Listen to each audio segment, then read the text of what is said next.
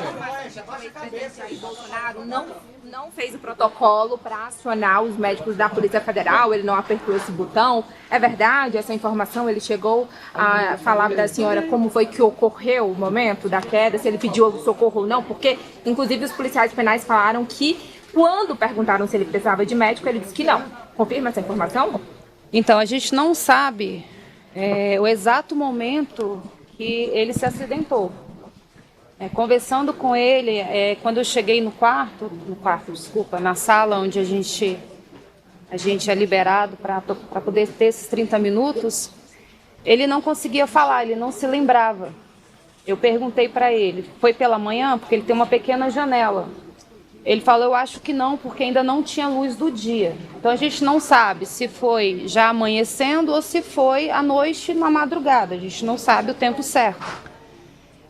Ele teve muita dificuldade, a gente não sabe se ele estava dormindo, levantou sonolento para ir ao banheiro e na volta caiu, porque eu fiquei sabendo que tem um degrau do quarto para o banheiro, a gente não sabe exatamente. Então não posso confirmar isso para você, se ele teve tempo de lembrar também, se ele tem essa medicação forte que ele toma, um Ampliquitil, que deixa ele muito sonolento, tanto que tem que ser fracionada. Se ele tomar um comprimido de 100 miligramas, né, doutor Caiado? Ele fica o dia todo deitado, ele não consegue interagir com você, então é fracionado. Então ele não fica 100% bem. Então não sei se ele lembrou também que ali tinha uma campainha para ele poder pedir ajuda. O Jair é uma pessoa que ele já acostumou a conviver com a dor, desde 2018. Por 3 vezes dentro do hospital, eu vi ele pedindo para Deus levá-lo, porque ele não aguentava a dor que ele estava sentindo, por conta do intestino.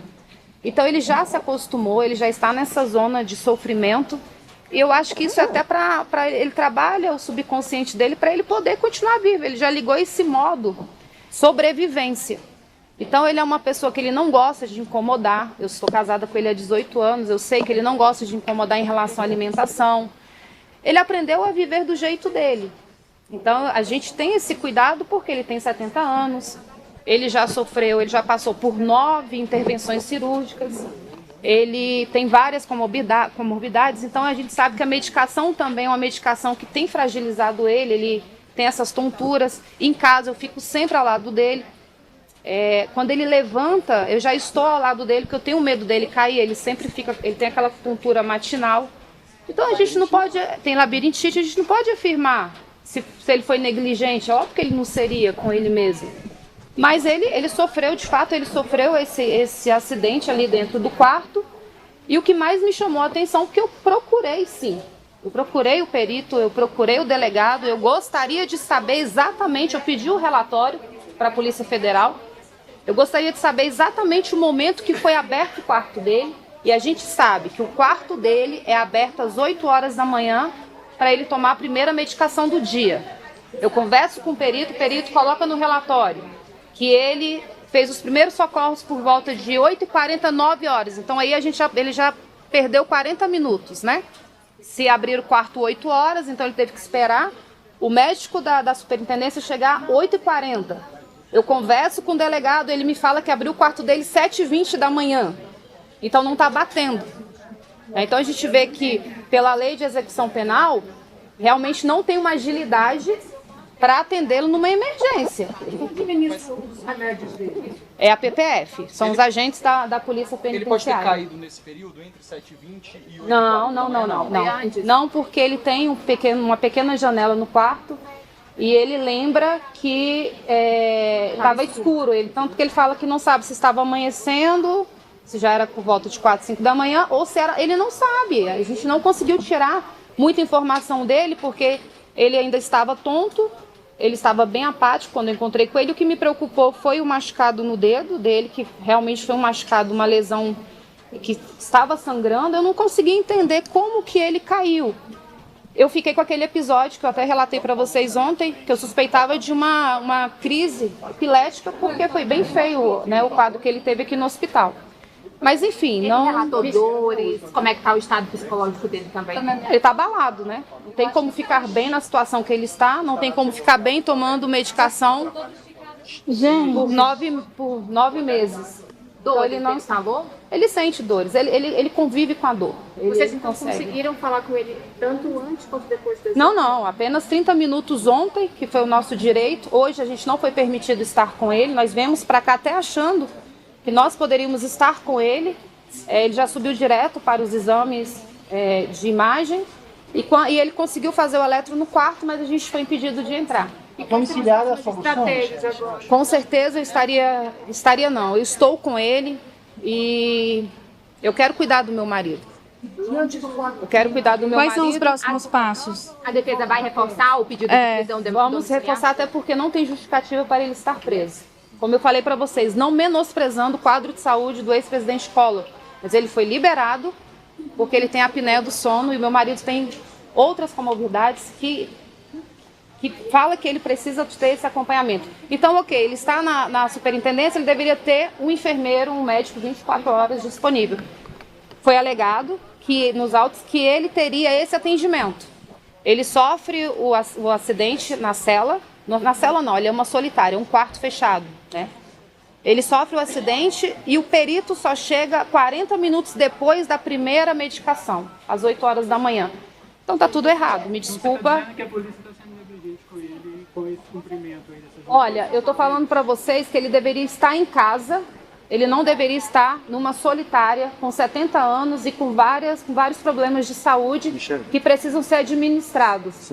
Tanto a alimentação quanto a medicação. Não quero interromper. Não, sim, claro, pode vir. A gente está focando muito. Não passe pra frente, cara. Eu só quero complementar o que a Michelle está falando. Eu só quero complementar o que a Michelle está falando. A gente está focando muito no posterior, em cima de um fato. A gente está focando muito no posterior, vem cá, Michelle, em cima de um fato ocorrido. Só que pode se repetir. Sim. E provavelmente vai se repetir porque eu conheço meu pai. A labirintite é algo que vem numa crescente ao longo do tempo, ainda mais com o uso contínuo dessas novas medicações. Então, focar principalmente no que pode acontecer novamente. Imagine se acontece novamente e há esse quadro novamente de atraso no atendimento de forma inacreditável. 24 horas depois, inclusive inaceitável, mais de 24 horas depois, ele se dirigiu ao hospital para sim fazer exames e ficar em um tempo de observação. Então, quando você fala em observação, não é alguém ficar olhando para a cara dele e ver se ele vai se desmaiar porque o sangue já correu por dentro da cabeça dele. A observação ela tem que vir acompanhada de um quadro profissional com equipamentos a serem habilitados para assim terem um quadro inicial do que está acontecendo. Você acha que essa demora do ministro foi proposital? Vimos de longe, sim. O senhor acredita que essa demora foi proposital do ministro Alexandre? O que eu acredito é o seguinte, o que está nos autos não é o que está acontecendo na vida real. Você tem que seguir o que está nos autos para que a garantia de uma pessoa continue existindo. E, infelizmente, isso não é o que está acontecendo. Então, é lógico que nos leva a crer que há alguma coisa de errado. Porque eu acredito na competência da Polícia Federal, acredito na competência dos envolvidos, mas há muitos quadros estranhos que estão acontecendo que nos levam a crer e nos levam a desconfiar que a melhor situação no momento é ele se acompanhar dentro de casa da sua esposa, da sua filha, da sua família, porque provavelmente é um acidente que vai acontecer novamente. Isso nos deixa totalmente aflitos nesse momento. Carlos, a PF decidiu que nesse momento não tem como resolver a questão do ruído do ar-condicionado. Isso pode ser mais um ponto também? Ele não dorme, né? Ele não dorme. Ele fala comigo, com a Michelle ali, a gente conversa depois que cada um entra durante seus 30 minutos, a gente conversa muito depois. Ele fala que é torturante, não é o barulho do ar-condicionado que fica ali na sala dele, não é na sala dele, é um barulho do ar-condicionado que parece um ar-condicionado central do lado de fora, que impossibilita qualquer pessoa de ter uma vida saudável, mesmo estando preso numa solitária, na situação que ele se encontra. Inclusive o quadro dele, de saúde, e o quarto dele, nos foi relatado ali por pessoas que frequentam o local, é molhado o quarto dele. E não é que ficou molhado e passou o pano secou, não. Continua sendo molhado o tempo inteiro porque possivelmente há outros problemas estruturais que não são sanados. Então, parece que é alguma coisa que é proposital, porque não é possível você tratar uma pessoa, um ex-presidente, dessa maneira. Vocês não acessam o quarto? Vocês fazem uma visita numa sala separada? Separado. Não sendo possível a ida para casa, vocês vão pedir algum tipo de transferência do local? A defesa está toda agindo numa linha de bom senso. Se você não tiver um acompanhamento integral diante de uma pessoa de 70 anos, com as diversas comorbidades que ele tem, depois de um evento como esse, extremamente grave, que só foi autorizado o seu exame cerebral ali 24 horas depois, que provavelmente vai acontecer de novo. Se você não tiver um acompanhamento integral, não é de familiar só não, tem que ser médico, enfermeiro integral acompanhando ele, eu tenho receio e quase certeza que vai acontecer novamente e pode ser uma coisa fatal. O ministro Carlos, diz nós que estamos ao negou o vivo pedido para a de revista prisão Oeste. domiciliar por O senhor causa poderia do falar risco de conosco a fuga. O senhor respeito acredita das nesse instalações da Polícia Federal? O senhor considera que é o lugar correto para um preso com tantas comorbidades? É lógico que não é. Como a Michele falou aqui anteriormente, o Collor foi para casa porque tinha apneia do sono. E a apneia do sono o Bolsonaro já tem há muito tempo e está enfrentando esse problema ainda. Problema de ferro no sangue, falta de ferro no sangue, problema de labirintite. Já fez mais de 9 cirurgias, cerca de uma cirurgia por ano para corrigir um atentado à facada de um antigo militante do PSOL que é apoiado pelo PT. Então você tem todo um enredo que já passou da fase jurídica. Parece que a gente está vivendo um pesadelo político de perseguição a uma pessoa que não se rompeu aos caprichos de determinadas outras pessoas. Nas negativas da prisão domiciliar, ele cita o risco de fuga. O senhor concorda com isso? Risco de fuga, quando ele teve em prisão domiciliar, tinha tornozeleira eletrônica, você tinha agentes ali, né, Michele? Não só no portão, mas em volta de casa. A vistoria do imóvel também, 2 vezes por dia, 6 da manhã e às 20 horas. Eles entravam para fazer vistoria, para ver se estava tudo ok no terreno. As entradas e saídas da casa também, eles faziam a vistoria dos carros. Não tem como sair, vai ser abduzido? Não tem como. A polícia está ali fora o tempo todo. Né? A gente tinha ali também a violação dos direitos da minha filha, de 15 anos de idade. Não poderia receber amigos para fazer trabalho de escola. Tudo tinha que pedir autorização. Então, nossa casa é um presídio. Não tem como ele fugir. O fato ali isolado, que aconteceu dele mexer, a gente já foi comprovado, a medicação que ele tomou causou alucinação, ele achava que alguém estava ouvindo. Se ele quisesse, na cabeça dele fugir, ele teria cortado, violado ali a tornozeleira. Ele mexeu, por curiosidade, porque eu não estava em casa, estava cumprindo a agenda eleitoral do partido. Então foi um momento ele só ali, não sei o que aconteceu com ele, não justifica ele estar ali, até porque ele estava nos Estados Unidos, ele voltou, ele não precisava ter voltado.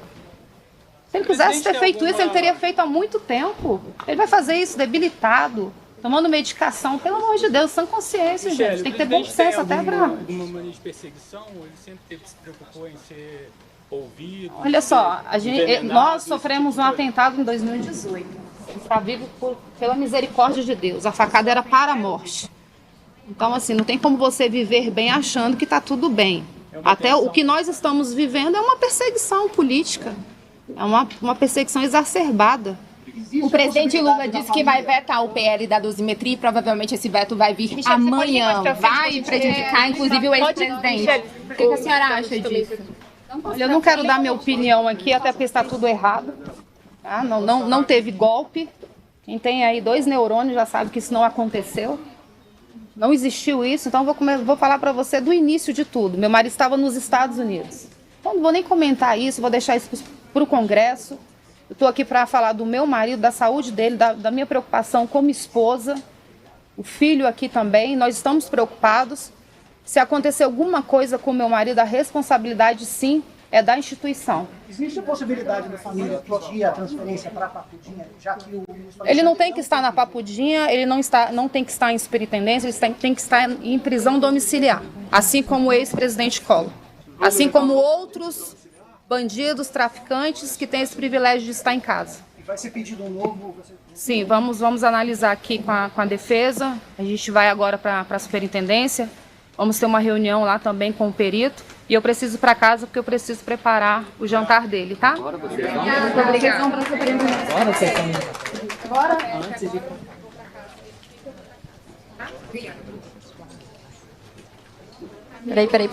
Peraí.